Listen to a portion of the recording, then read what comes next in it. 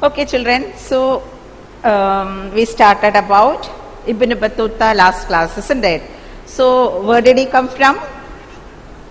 He came from Morocco. Okay, if we say it specifically, he came from Tangier. And he started his traveling from 1325 and ended it in 1353. Okay. So, when did he came to India?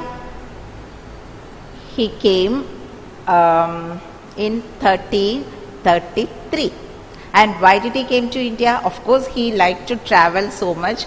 But why did he came to India specifically? So that he could meet Sultan Muhammad bin Tughlaq. Why? Because he knew that Sultan Muhammad bin Tughlaq was a patron of arts and literature. Okay, so I know I have already explained it to you, but I'll just tell you all these things. He came to meet Sultan and he became a Qazi there in his court, in Sultan's court. Then afterwards, there was a misunderstanding between the Sultan and the Ibn Battuta, and he was put into jail. Then after some time they forgot about that, and he again became the Qazi in Sultan's court. Okay. Then afterwards Sultan asked him to go to China as his envoy, that is as his representative. Okay. Then on the way to China, he came to Malabar coast. Okay, he came to Malabar coast. Then from there he went to Sri Lanka. Then from there he came back to where? Again to Malabar, and from there he went to Assam and Bengal. He wanted to travel everywhere in India. So from Malabar coast again he went to Assam and Bengal, and from Bengal and Assam he went to Sumatra, and from Sumatra he went to China. Okay, then after going there he again came back to India because he very much liked India, so he came back to India again. Okay, so see here, see, this is the subtitle, The Enjoyment of Curiosities. That is, he liked to travel. Why? Because he wanted to see all the things which he is unfamiliar with. Okay, so he wanted to see all these things. So as we have seen, Ibn Battuta he has spent several years traveling through North Africa, West Asia and parts of Central Asia. He may have even visited Russia, the Indian subcontinent and China before returning to his native land, Morocco. Okay. So when he returned back to Morocco, the local rulers in Morocco, they wanted Ibn Battuta to record all his observations. Okay, so whenever he traveled to some place, he used to record all these things, so it was easy for him to record all his observations. Now see, these are the routes in which he traveled. Okay, as well as the other travelers who visited India. In the footsteps of Ibn Battuta. See, when Ibn Battuta traveled to all these places, so in the centuries between 1400 and 1800, visitors to India wrote a number of travelogues in Persian. At the same time, Indian visitors to Central Asia, Iran and the Ottoman Empire also sometimes wrote about their experiences. These writers followed in the footsteps of Al-Biruni and Ibn Battuta. That is, so many travelers came to India, as well as Indian travelers also went to other places. For example, Central Asia, Iran, Ottoman Empire, etc. And they all wrote their experiences. And all these travelers, they followed the footsteps of Al-Biruni and Ibn Battuta. Okay. Among the best known of these writers were Abdul Razak Samarkandi. That is a 1 mark question. Okay, see children, I'll tell you one thing. This year, that is the exam we conducted in March, 6 1 mark question came from this chapter alone.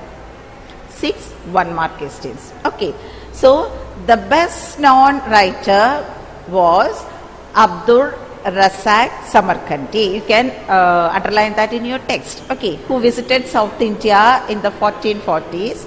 Mahmud Wali Balkhi, who travelled very widely in the 1620s, and Sheikh Ali Hussain, who came to North India in the 1740s. Some of these authors were fascinated by India, and one of them, Mahmud Wali Balkhi, even became a sort of sannyasi for a time. See, only 1 mark question will come from this topic, no essays will come. Okay. So, most of them saw India as a land of wonders. No wonder, isn't it? India is a land of wonder. Now, Ibn Battuta and the excitement of the unfamiliar. See, in the initial class, I told you that people travel for different reasons, isn't it? They travel for because they want to have trade with other countries. They travel because they were soldiers. They travel because they were priests. They want to spread their religion. But certain travelers travel because they like to travel. Ibn Battuta was one among them.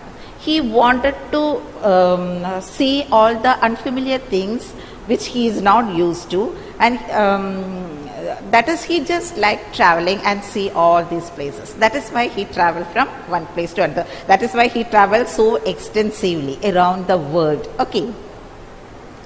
So, by the time Ibn Battuta arrived in Delhi in the 14th century, the subcontinent was part of a global network of communication that stretched from China in the east to Northwest Africa and Europe in the west. So, you know about Silk Roads and all, isn't it? So, by the time, that is, when did Ibn Battuta came to India? In 14th century. Okay, Al-Biruni in 11th century.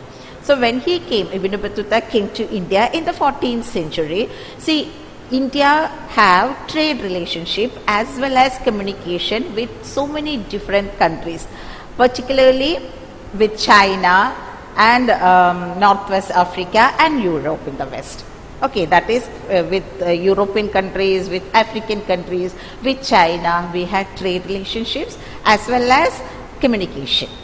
Okay, as we have seen, Ibn Battuta himself traveled extensively through these lands. See the countries China, Africa and Europe, where Ibn Battuta also traveled. See, wherever India had communication and trade with other countries, in those places, Ibn Battuta also traveled. So, he visited sacred shrine, spending time with learned men and rulers, often officiating as Qazi. See, he was a Qazi in the court of Sultan Muhammad bin Tughlaq, isn't it? What do you mean by Qazi? A judge. And enjoying the cosmopolitan culture of urban centers, where people who spoke Arabic, Persian, Turkish and other languages shared ideas, information and anecdotes. So, when he went to all these places, he shared all the things which he has seen in India or in any other parts of the country with the people in those countries. Okay, see, mostly these travelers, mostly Ibn Battuta, he was interested in the society, in the religious beliefs, in the customs, towns, cities, etc., etc. So, wherever he went, he will compare these things with the other things. Okay. These included stories about men noted for their piety, kings who could be both cruel and generous, and about the lives of ordinary men and women. See, that is the difference. Okay, whenever we study about the ancient period as well as medieval period, we study only about the important persons, that is kings and their kingdoms and their ministers, top officials, etc. We never study about the common people, isn't that? You are aware of that.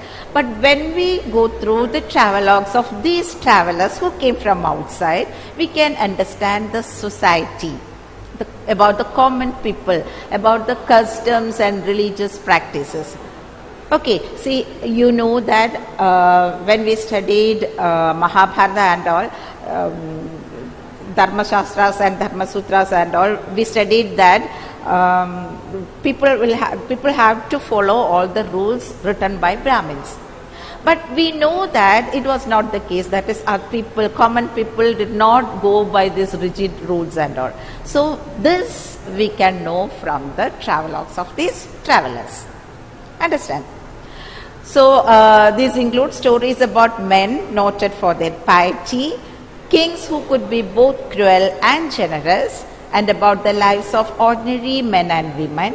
Anything that was unfamiliar was particularly highlighted in order to ensure that the listener or the reader was suitably impressed by accounts of distant yet accessible worlds.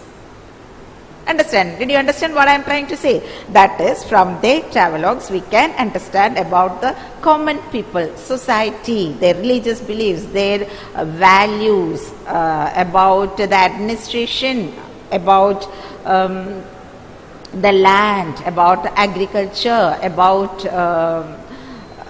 different temples, mosques, all these things, about dance, music, singers, all these things we can understand from the travelogues of these travelers. Understand? Now, see the coconut and the pan. Why is it important? Coconut, for God's sake, we know about coconut, isn't it? Nobody needs to tell Keralites about coconut. But in 14th century, when Ibn Battuta came to Malabar coast, he was really unfamiliar with these two things, coconut and pan. So he wrote extensively, he described it in an essay about coconut and the pan. Okay, see, some of the best examples of Ibn Battuta's strategies of representation are evident in the ways in which he described the coconut and the pan, two kinds of plant produce that were completely unfamiliar to his audience. Who were his audience? People outside India. Okay, people in Africa, Morocco, or people must have translated it to other Persian language, Arabic language, etc. Those people were also not familiar with coconut and pan. So from his account, people in other countries, they could understand about these common things, which are very common in India. Understand? Now, this is a source, okay, but I'll just read it. Nuts like a man's head. See, if somebody asks us, somebody asks you, Nikhil Manu, are you there? I hope you are there. So if somebody asks Nikhil Manu about coconut, what will he say? Maybe because he is a mimicry artist, he can imitate all these things, I don't know. But to a common person, if he asks what about coconut, what will he say? Or if somebody asks me, what will I say? I will say coconut. It got a hard shell. Then when we break it, there will be husk in it, white husk in it, and coconut water will be there. And we will use that in curries and all. This is what I am going to describe, isn't it, about coconut. But see how Ibn Battuta described it. See, it is in a source. You can see that. He described it like this. These trees are among the most peculiar trees in kind and most astonishing in habit. They look exactly like date palms without any difference between them except that the one produces nuts and its fruits and the other produces dates. That is, one produces date palms, produces dates, whereas this tree produces a nut. Okay. The nut of a coconut tree resembles a man's head, for in it are what look like two eyes and a mouth, and the inside of it, when it is green, looks like the brain, and attached to it is a fiber which looks like hair. They make from this cord with which they sew up ships instead of iron nails, and they make from it cables for vessels. See, I took 5 minutes to read that much. That's how he described coconut in his book. Not only this much, one long essay is there. Okay, that is the difference.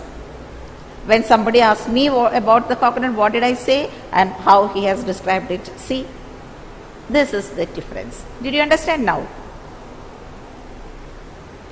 Now, he will, how he described about the pan. This is also a source. You know that these sources will come for exam. Okay.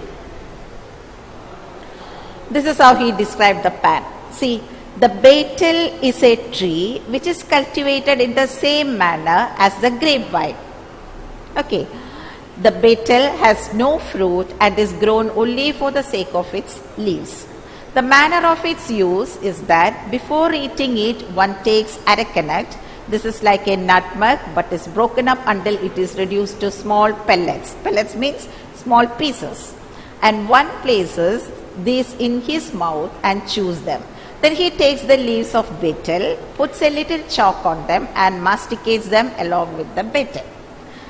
In essence, what is that? He described that betel is a leaf which they don't have any fruit in that. We will take the betel leaf, put arecanut, pieces of arecanut in it and put chalk in it and they will chew it. That much he described about the pan because he was really unfamiliar with this betel leaf or pan. Okay. This is also one source which will come for exam. Okay. Now, we are going towards how he described Indian cities. This is a very important question, 8-mark question. Okay. Now, so according to Ibn Battuta, cities were very crowded and people got very exciting opportunities in the cities. Unlike the villages, people got very exciting opportunities in cities because it is very large and we got lots of exciting opportunities. And according to him, all the cities were densely populated. All the cities were densely populated and these cities were very prosperous. Okay. But sometimes there will be occasional disruptions will be there. And the streets were very crowded and there are lots of markets in these cities which were very colorful. That we will study later. Okay. Then, so according to Ibn Battuta, Indian cities have exciting opportunities in it. They are densely populated. They are prosperous.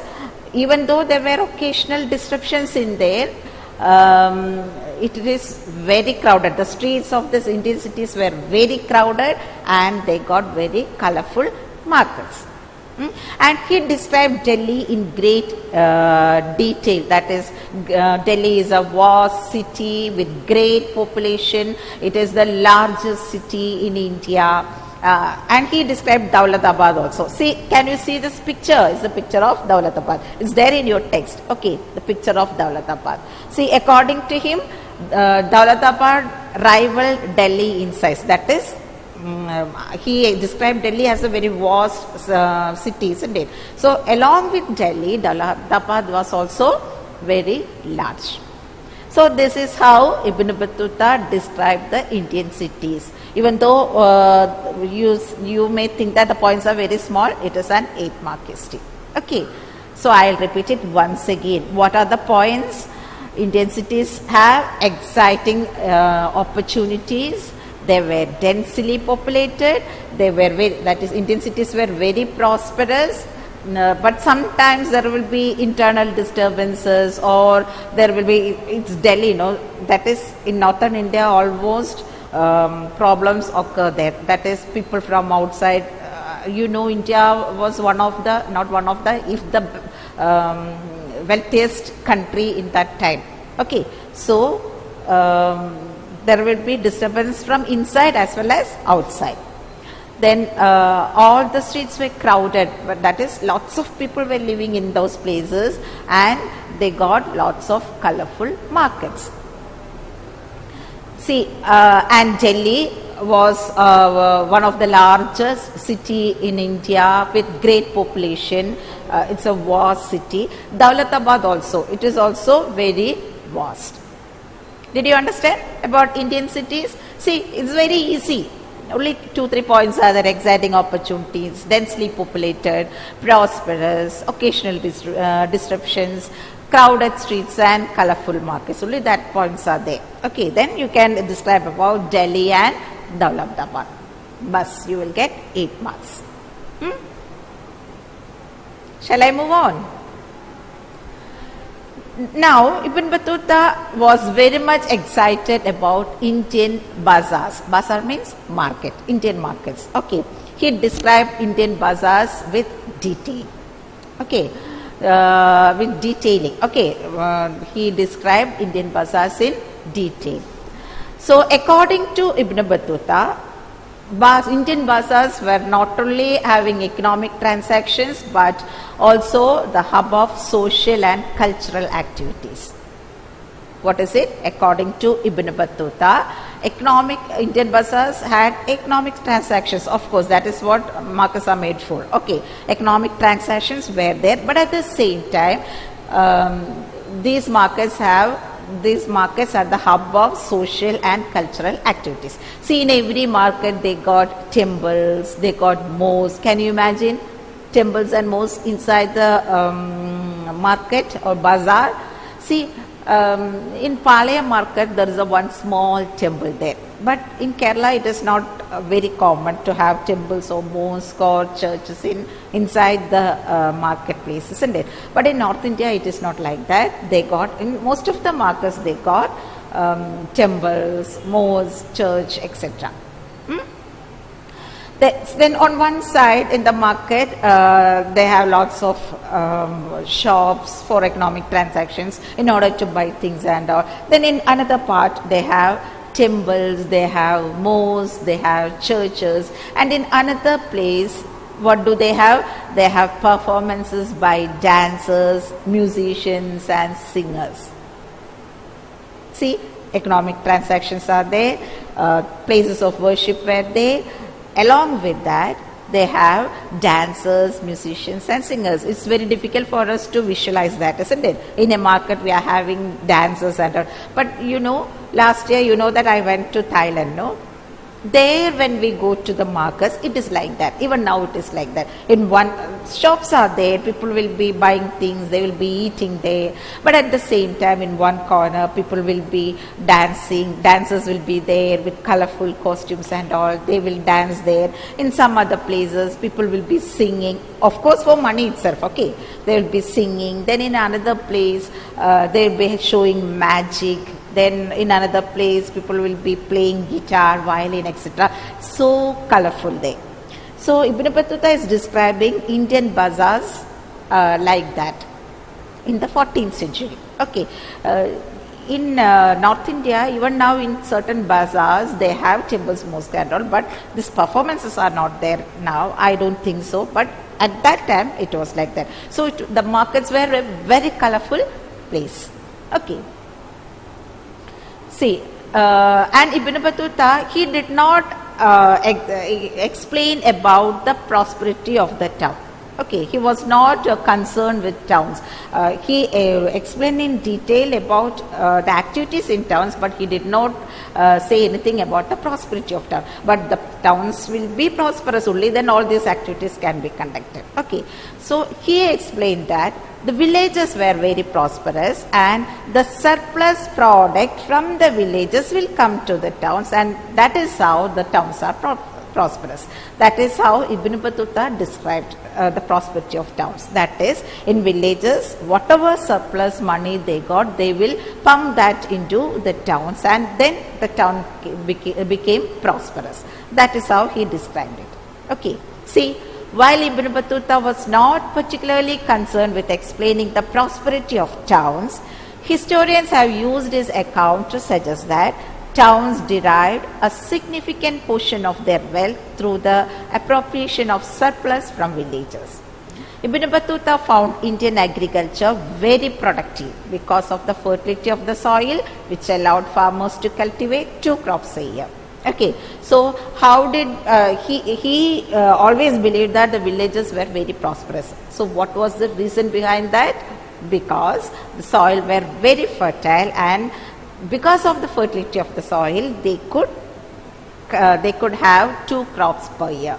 Because of that, because of the fertility of the soil, they could have 2 crops per year. So the villages were very prosperous, and the surplus money they get from the agriculture, they will pump that into the town, so that towns were also prosperous. That is the view of Ibn Battuta. Okay, what is the how did he explain the prosperity of the town? Because the village, in the villages, because of the fertility of the soil, they could have 2 crops per year, so they will get surplus money, and this surplus money will be pumped into the towns, so that the towns were also prosperous. Did you get it? About Indian cities, about Indian bazaars, and how towns were prosperous. Did you get all these 3? All these 3 are very important. Okay, the first one is an 8-mark question. The bazaars is a 3-mark question.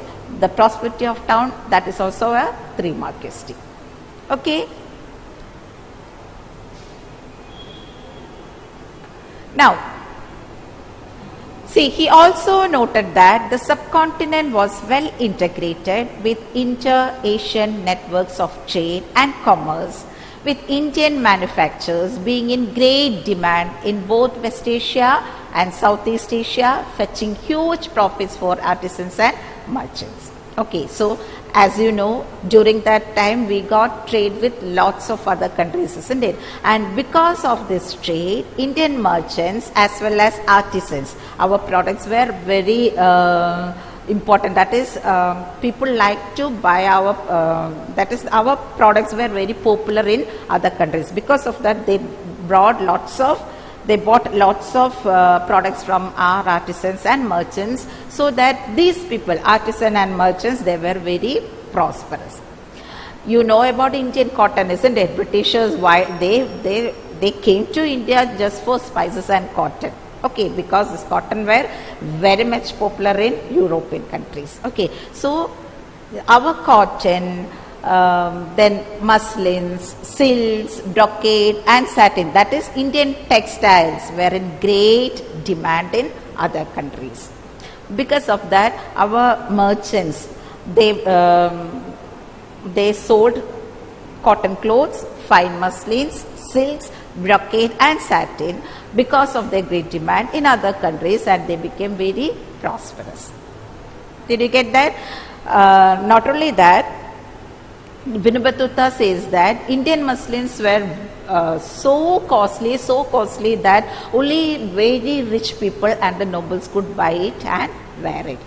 That is our Indian muslins as well as silks were very costly and very beautiful, so that it is very costly, so that only the richest people, that is the nobles and the very rich, could buy this muslins, Indian muslins as well as silks and wear it.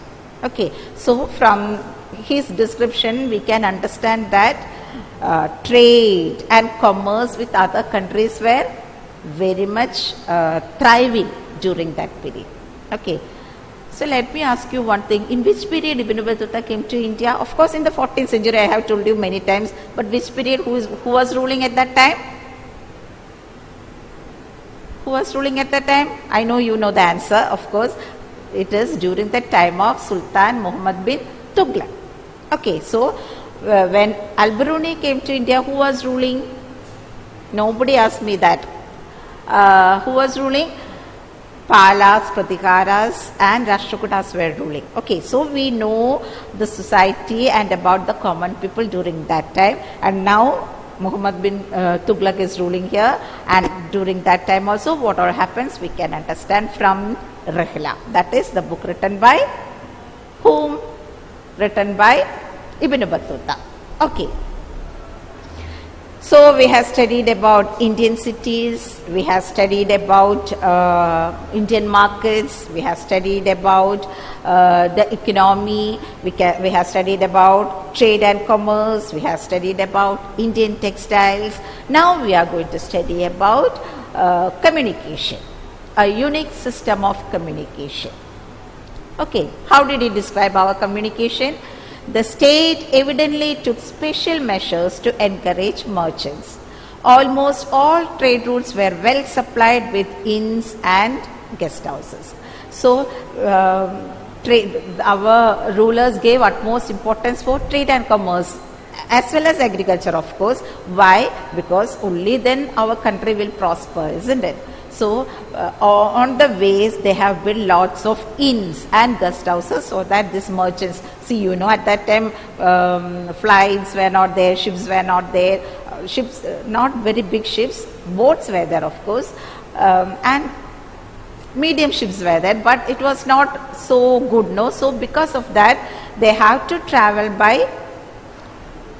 how, and trains were not there. See, that is transportation were nil at that time, so they used to walk throughout India. Okay, so because of that our rulers built lots of inns and guest houses so that these people could rest on the way. Understand? Then Ibn Battuta was also amazed by the efficiency of the postal system, which allowed merchants to not only send information and remit credit across long distance, but also to dispatch goods required at short notice. The postal system was so efficient that while it took 50 days to reach Delhi from Sindh, the news reports of spies would reach the Sultan through the postal system in just 5 days. How can it be? How can it reach from, see, usually it takes 50 days from Delhi to Sindh. In order to reach Sindh from Delhi, they need 50 days. But because the postal system was very efficient, they could get this important documents and all within 5 days. How? See, I'll tell you. You know about relay, isn't it? Just imagine 1500 meter relay. I don't know if 1500 meter relay is there or not. I know only up to 800 meter. Okay, suppose 1500 relay is going to be conducted there. How will it be? 4 people will be there, isn't it? One person at the start will run with the baton and he will give the baton to the second person, then he will give it to the third person, then the fourth person. Okay. And just imagine there is another 1500 meter running is there. One person have to run all the 1500 meters. So who will finish earlier? Of course, the relay team will finish earlier, isn't it? Why is that? Because the first person will not be tired so much because he is running only up to a particular place. Isn't it? From there, another person is running, then another person is running, then the fourth person will reach the finishing point. Likewise, that is the way they conducted their postal system there. That is, they will put certain people in one place and in another place, another person will be there. Like this relay, people will be standing in different places and the first person will start from one place, then he will give that whatever he is carrying to the next person and the next person will run very fastly with bells and all so that everyone will move from the place because they know that he is running from there. Okay, running with this running with whatever he is carrying, and likewise the last person will reach the particular place. So instead of 50, it will take only 5 days. See how effective their communication system was there. Isn't it? I think from that this relay system started. I don't know for sure. Okay, so so now you understood about the unique system of communication, I hope. Did you? Okay, so the next topic is Bernier that I will teach in the next class. Okay, so what all things we studied today? Now we have finished Ibn Battuta's Rihla. Okay, we have finished Al-Biruni's Kitabul Hind and Ibn Battuta's Rihla. I hope you understood everything. We have the most important thing was about Indian cities, about Indian bazaars, about what? About the communication system, about the transportation system, about the prosperity of Indian towns and villages. Okay, and lots of 1-mark questions. So now I'll ask questions to you. Okay, are you ready?